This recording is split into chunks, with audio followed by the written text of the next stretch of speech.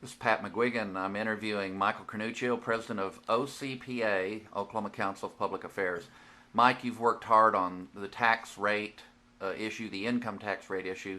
You have to be gratified at the recent development of basically more than a majority of the Republican caucus now, but it was 23 initially, saying that they would co-sponsor the legislation to do a phased-in 10-year reduction to zero of the income tax rate.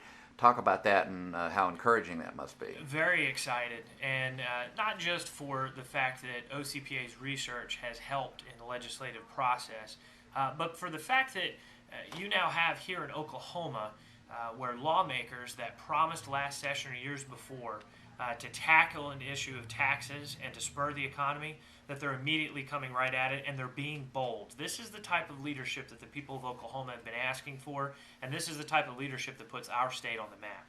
Now, talk a little bit about the range of proposals that's out there. They range all the way from that, which I think is accurate to say is the most dramatic, to less dramatic, but still tax reduction.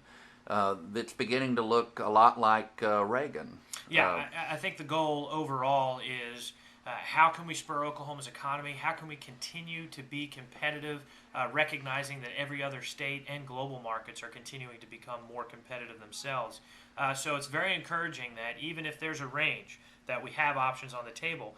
But it's even more encouraging, that the bulk of the energy is on completely eliminating the income tax, because when businesses pass by Oklahoma to go to Texas or to go to Florida, they're not saying, well, if you had a 2% rate, I'd come here.